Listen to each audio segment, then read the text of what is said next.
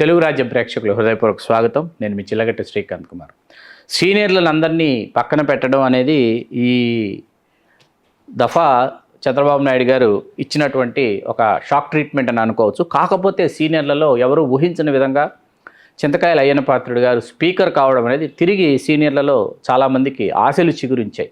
అయితే కుప్పలవెల్లం సామాజిక వర్గం నుంచి చింతకాయల అయ్యన్న పాత్రుడు గారికి అవకాశం వచ్చింది కాబట్టి ఎప్పటి నుంచో ఒకసారి మంత్రివర్గంలో చోటు లభిస్తుందా, లేకపోతే ఇంకేదైనా సముచిత ప్రాధాన్యం ఇస్తారని ఎదురు చూస్తున్నటువంటి బండారు సత్యనారాయణమూర్తి గారు ఉన్నారు. సరే, వారు వీళ్ళు కుప్పలవెల్లం సామాజిక వర్గం. అట్లాగే కాపు సామాజిక వర్గానికి వచ్చేటప్పటికి కిమిడి కళా వెంకట్రావు గారు అధ్యక్ష బాధ్యతలు చేపట్టారు. గతంలో 2 పర్యాయాలు టీటీడీ చైర్మన్ చేశారు. 2 సార్లు రాజ్యసభ సభ్యుడిగా రాణించారు. వారిని పక్కన పెట్టారు. నిమ్మకాయల చంద్రాజప్ప గారిని పక్కన పెట్టారు. అలాగే గంటా శ్రీనివాసరావు గారు, కన్నా లక్ష్మీనారాయణ గారు మరియు మండలి బుద్ధప్రసాద్ గారు. వీరిలో డిప్యూటీ స్పీకర్ అనేది ప్రస్తుతానికైతే సస్పెన్స్లో ఉంచారు. స్పీకర్గా అయ్యన్న పాత్రుడు గారిని ఎంపిక చేశారు. జనసేనకి డిప్యూటీ స్పీకర్ ఇవ్వదలిస్తే మండలి బుద్ధప్రసాద్ గారు ముందు వరుసలో ఉన్నారన్న విషయం మనకు అందినటువంటి సమాచారం. అయితే మండలి బుద్ధప్రసాద్ గారు గతంలో కూడా తెలుగుదేశం హయాంలో డిప్యూటీ స్పీకర్గా రాణించారు. కాబట్టి జనసేనతో పూర్తిగా జనసేన పార్టీతోనే ప్రయాణం, అంటే గత 10 సంవత్సరాలుగా జనసేనతో ప్రయాణం చేస్తున్నటువంటి వారికి అవకాశం ఇవ్వాలి అని చూస్తే మాత్రం బొలిశెట్టి శ్రీనివాస్ గారు తాడేపల్లిగూడెం శాసనసభ్యులు, అట్లాగే పంతం శ్రీ వెంకటేశ్వరరావు అలియాస్ నానాజీ వారు 2019లో కూడా పోటీ చేసి ఓడిపోయారు. 2024లో గెలుపొందారు. అంత క్రితం కాంగ్రెస్ పార్టీ తూర్పుగోదావరి జిల్లా డీసీసీ అధ్యక్షులుగా పనిచేసిన నేపథ్యం వారికి ఉంది.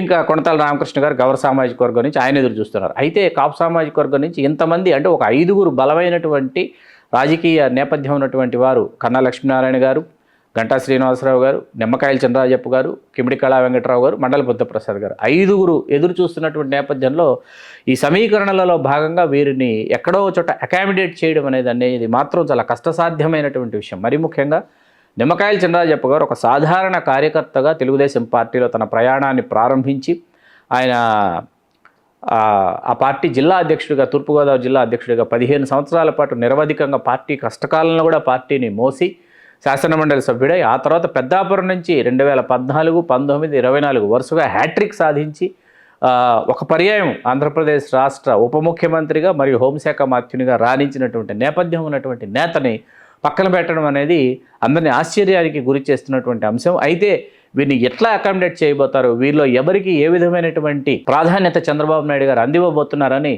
ఆయా వర్గాల వాళ్ళు అత్యంత ఆసక్తిగా ఎదురు చూస్తున్నటువంటి నేపథ్యంలో ఇవాళ ఇక్కడ టీటీడీ చైర్మన్ అనేది ఒకసారి తెర మీదకి వచ్చింది. టీటీడీ చైర్మన్గా చినరాజప్ప గారు, లేకపోతే కళా వెంకట్రావు గారు, కన్నా లక్ష్మీనారాయణ గారు కాపు సామాజిక వర్గం నుంచి ఆశిస్తున్నటువంటి వాళ్ళు ఉన్నారని నేను అనుకుంటే, కమ్మ సామాజిక వర్గం ఖచ్చితంగా టీటీడీ చైర్మన్ని పట్టుబడుతుంది. ఖచ్చితంగా తమకు టీటీడీ చైర్మన్ ఇచ్చి తీరాలని పట్టుబడుతున్నటువంటి నేపథ్యంలో అట్లాగే రాజ్యసభ కూడా ఇరువురు రాజ్యసభ కోసం పట్టుబడుతున్నారు. వారు ఒకరు టీవీ5 చైర్మన్ బిఆర్ నాయుడు గారు కమ్మ సామాజిక వర్గం, అట్లాగే ఆంధ్రజ్యోతి సంపాదకులు అయినటువంటి వేమూరి రాధాకృష్ణ గారు. అయితే వీరిరువురిలో ఒకరిని టీటీడీ చైర్మన్ బిఆర్ నాయుడు గారిని టీటీడీ చైర్మన్ చేసి రాధాకృష్ణ గారిని రాజ్యసభకు ఎంపిక చేస్తే కమ్మ సామాజిక వర్గం సంబంధించి ఆ సమీకరణ అట్లా పూర్తి చేస్తే కాపు సామాజిక వర్గం నుంచి ఇతరత్ర మరొకరికి వీరందరికీ కూడా అవకాశాలు ఏ విధంగా అకామిడేట్ చేస్తారన్న విషయం ఇప్పుడు అత్యంత ప్రాధాన్యతను సంతరించుకుంది. ఈ నేపథ్యంలో ఒక 6 శాసనమండలి స్థానాలు, ఒక 4 ప్రస్తుతానికైతే ఉన్నాయి